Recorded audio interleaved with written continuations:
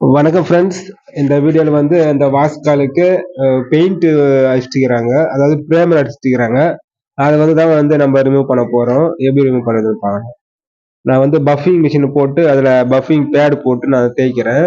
அது வந்து puffing bad வந்து 80 இல்லாட்டி 100 கரெக்டாக இருக்கும். இது வந்து படாக்கு மரம். அந்த ப்ரேமர் அடிச்சது வந்து நான் ஸ்லோவாக தேய்க்கிறேன். இது வந்து ரொம்ப அழுத்தி தேய்க்கக்கூடாது. ரொம்ப அழுத்தி தேய்ச்சினா தனித்தனியாக வந்துடும். ஸ்மூத்தாக மிஷினுடைய வெயிட் வந்து அது மேலே படாத அளவுக்கு வந்து ஸ்மூத்தாக தூக்கி பிடிச்ச மாதிரி பிடிச்சிக்கணும். அதே நேரத்தில் மிஷினையும் டைட்டாக பிடிச்சிடணும். இது ரொம்ப டேஞ்சரான மிஷினு. ஏன்னா சிக்கிச்சு அப்படின்னா மேலே இழுக்கிறோம். கொஞ்சம் கேர்ஃபுல்லாக தான் நம்ம வந்து க்ளீன் பண்ணணும். பாருங்கள், ஸ்லோ மோஷனில் வச்சு காட்டுறேன்.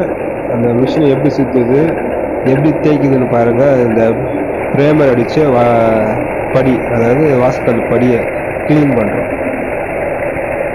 ஒரு இன்ட்ரெஸ்டாக இருக்குது பார்க்குறதுக்கு.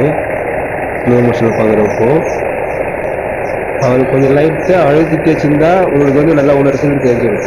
அதாவது ஒரே முறை கூட வந்துடும். அவர் கொஞ்சம் புதுசுன்றதுனால கொஞ்சம் பொறுமையாக ஸ்மூத்தாக போடுறாரு. கொஞ்சம் வந்து அனுபவம் இருக்கணும். அனுபவம் இல்லாமல் இந்த மிஷினை வந்து ஹேண்டில் பண்ணக்கூடாது, டேஞ்சர். இதுமாரி ஃபுல்லாக நம்ம வந்து பஃபிங் போட்டு முடிச்சதுக்கு அப்புறமா கையில் தேய்க்கணும். இப்போ பார்த்தீங்கன்னா படாக மரம் க்ளீனாக தேய்த்துப்பாங்க. முதல்ல வந்து பெயிண்ட் அடிச்சது வந்து வெளியில இருந்தது. எப்பவுமே இதுமாரி மெயின் வாஸ்கெல்லாம் வைக்கிறீங்க அப்படின்னா பெயிண்ட்லாம் அடிக்காதீங்க, பேரும் அடிக்காதீங்க, சீலர் போடுங்க. ஃபர்ஸ்ட்டு ஓட்டி சீலர் போடலாம்.